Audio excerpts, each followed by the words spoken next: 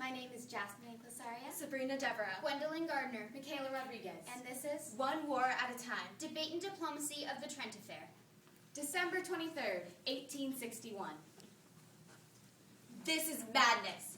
The British government, once again, has control over the Americas. Bowing to this ultimatum would be humiliating. For the sake of the population of the Union, we cannot let Mason and Slidell go. These are dark times for the Union. 11 states have seceded so far, and there is talk of more to come. Our troops have suffered great humiliation at Fort Sumter and Manassas. The Confederacy grows stronger by the day, gaining recognition in the eyes of the globe. As I write, the British militia is positioned at our northern border, poised to attack and start an entirely new conflict.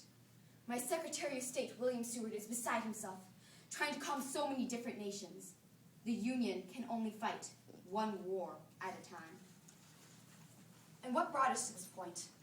How did the Union, once such a strong and confident nation, so sure of winning the Civil War without effort, fall into this trap? Just a matter of weeks ago, I believe we held the upper hand. And yet it was then that we made the very blunder putting us into this position.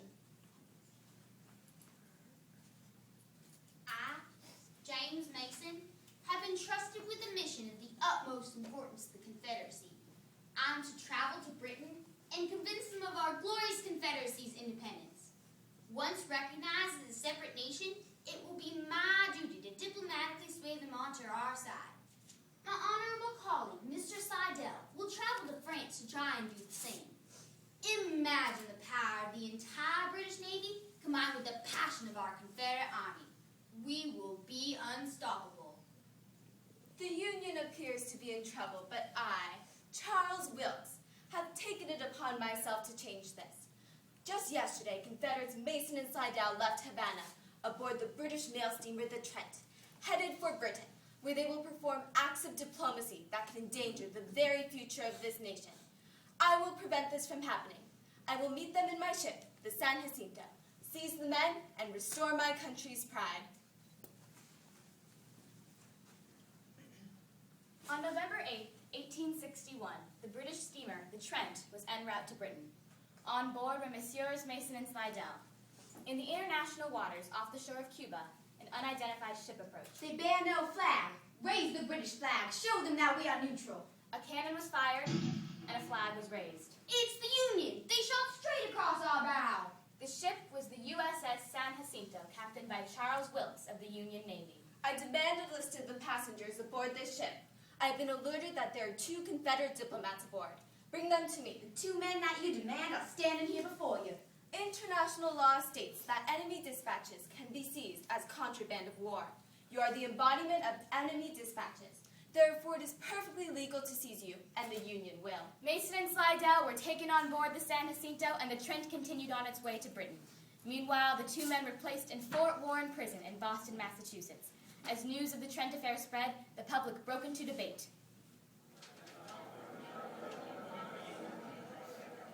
We do not believe that the American heart ever thrilled with more genuine delight than it did yesterday at the capture of Messrs. Slidell and Mason on their way to England and France to represent the rebels at the courts of these countries.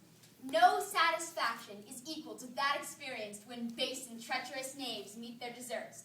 All thanks to Captain Wilkes, who, consulting the dictates of common sense alone, marched straight to his object. He was perfectly correct. Have you read today's newspaper? Yes, what a joyous day this is. The air is alive with talk of the Trent affair. Yet, perhaps we think too quickly. The whole country will applaud the zeal and pluck of Captain Wilkes in this transaction, but cool and sober-minded men must nevertheless condemn it. Great Britain was outraged with the seizure of their ship, and we cannot afford, especially at a time like this, to persist in a wrong. This were to strike down at a blow all international law and comedy and throw the whole world into anarchy. The rights of Great Britain have been most flagrantly violated in the seizure of Messrs. Mason and Slidell. Britain is a neutral country whose ship was sailing in international waters. The Yankees had no justifiable reasons for their action. Don't you see that this is a good thing? And its effect in promoting the Confederate cause in Europe, it'll be equal to a battle gained. Now commissionaires will do us better services as captives. This could be of use to our country, though a huge offense. We could use this to our advantage.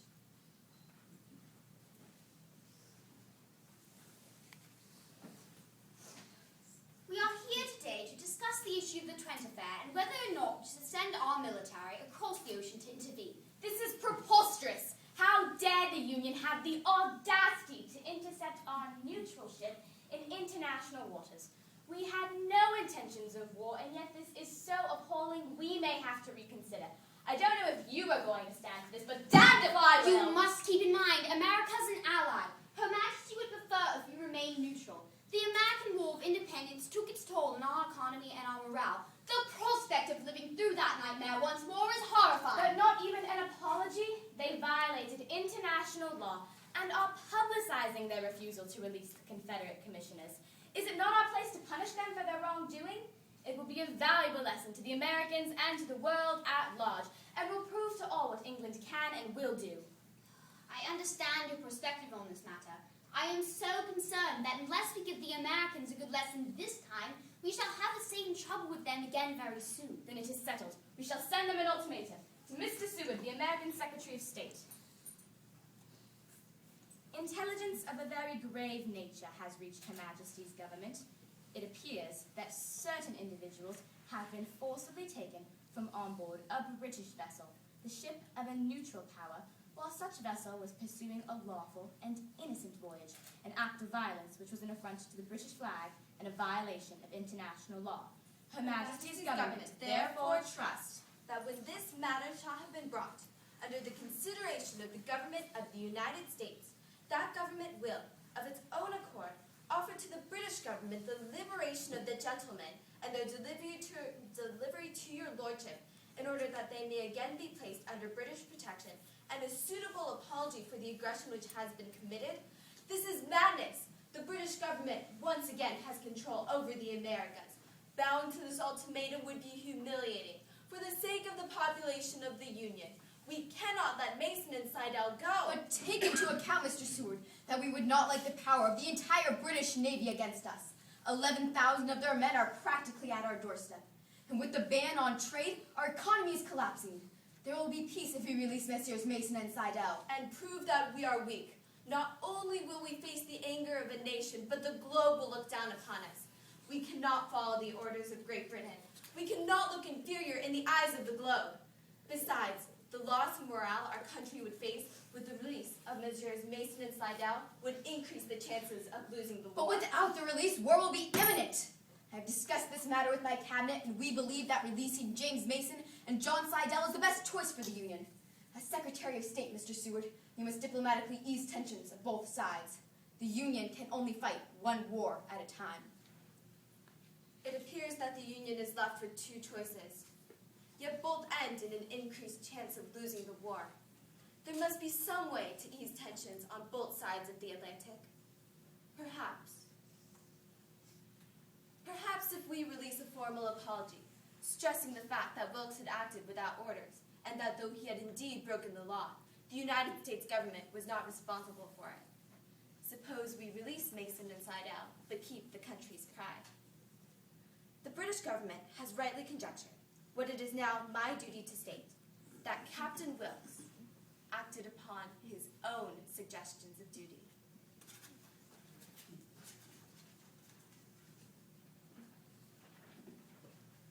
It has been 4 years since the beginning of the war. The Confederacy has surrendered at Appomattox. The glorious Union has finally won. This war was won due to the diplomatic brilliance of my Secretary of State, William H. Seward. In one letter, he preserved the pride of two nations. Although we must always remember how the Union almost lost the Civil War, we turned a military failure into a diplomatic success. The Trent affair had the potential to tip the balance of the Civil War in favor of the Confederacy. Great Britain nearly joined the Civil War on the side of the Confederacy, creating a two-front war. Also, the ban on trade nearly caused an economic collapse in the Union. It is a reminder to us all how delicate foreign policy is when dealing with the pride of a nation. Britain's pride was severely damaged with the seizure of Mason and Slidell off the Trent. The Confederacy's pride was taken along with those men. The Union was forced to choose between losing the Civil War or losing their dignity by bowing to an ultimatum. Debate and diplomacy saved the Union from the disaster that was the Trent affair and allowed them to win one war at a time.